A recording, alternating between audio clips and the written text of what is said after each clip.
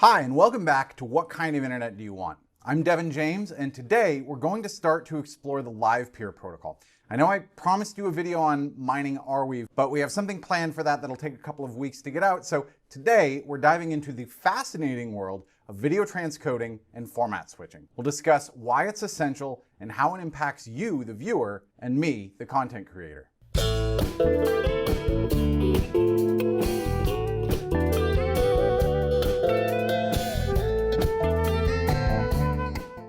So why does video transcoding and format switching matter? Well, to put it simply, the internet is a diverse place. We have different devices with varying screen sizes and bandwidth rates, and to ensure that everyone gets the best video experience, we need to have multiple video formats. Video transcoding, however, can be really resource intensive and costly, which is why the Livepeer protocol is so crucial. But before we talk about that, let's start with the basics. A lot of people who watch video online have never had to deal with digital video files themselves. So let me briefly break down some of the numbers involved for some context. We shoot these videos on a Blackmagic Pocket Cinema camera, which captures raw footage at a massive file size and high data rate. So first, let's understand the resolution. In this case, the resolution is 4K, which means there are 3,840 horizontal pixels and 2,160 vertical pixels in each frame. This results in a total of 8,294,400 pixels in each frame.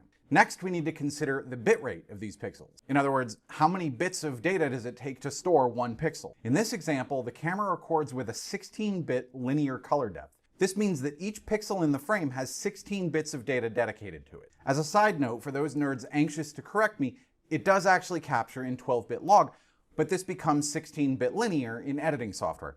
There's a lot of other interesting nerdery surrounding the subject of raw media with depths higher than 8-bit, and how it allows for more aggressive and interesting looking color correction, but that is all way outside the scope of this video. Now, let's calculate the data rate for one frame. Since there are about 8.3 million pixels in each frame, and each pixel has 16 bits of data, we can multiply these two numbers together to find the total data rate for a single frame. So 8 and change million pixels times 16 bits per pixel equals almost 133 million bits. Lastly, we need to account for the number of frames per second of video. In this case, the camera records at 24 frames per second. To find the data rate per second, we multiply the data rate for one frame times the number of frames per second. So that would be about 132 million bits per frame times 24 frames per second, equaling about 3.1 billion bits per second. So when shooting a video with the Blackmagic Pocket Cinema Camera 4K, the raw footage has a data rate of about 3 gigabits per second. There is basically no way to store data at that rate that isn't super expensive. So the camera has codecs installed on it that let it store media at lower rates. A codec is a hardware or software-based process that compresses and decompresses, i.e. codec, large amounts of data.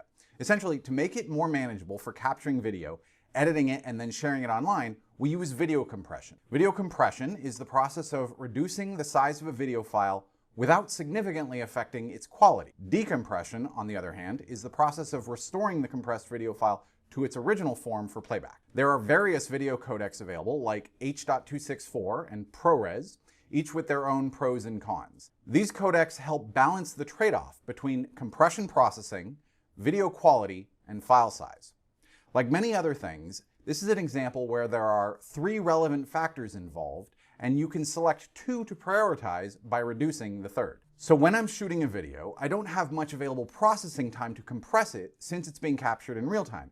And I want to ensure that the image quality is nice and high, which means the trade-off is that I end up with a large file size. For the codec we use to shoot these videos, ProRes 422, that means capturing the video files to a disk at a rate of about 475 megabits, which is still quite large, but it's only about 15% of the raw footage data rate, a reduction of about 85%. Okay, so let me pause there. I know I just threw a lot of numbers at you, but the only one that really matters to understand this concept is that last one.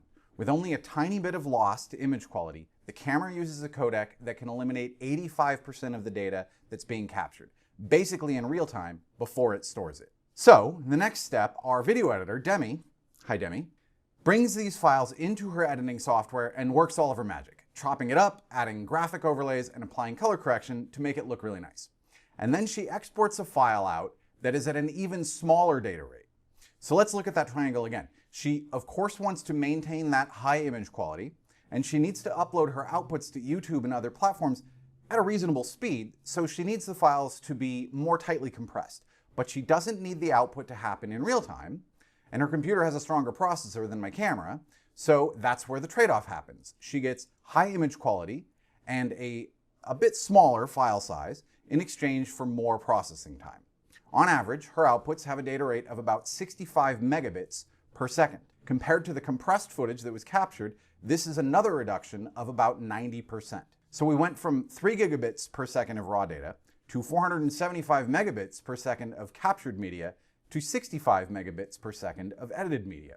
Again, that was a lot of numbers, but the major takeaway is that it's a total reduction of 98% while still maintaining mostly the same exact image quality. And yet, despite all of that, the standard outputs from editing software are still too large for most people to be able to watch them over the web, which is why, when it's uploaded to YouTube, it undergoes another round of compression to optimize it for online playback. YouTube, a company owned by Alphabet, i.e. Google, has, one might say, a fairly significant amount of processors in their server farms. And they want to ensure that the video their users watch has good image quality, but also that those videos start playing instantly.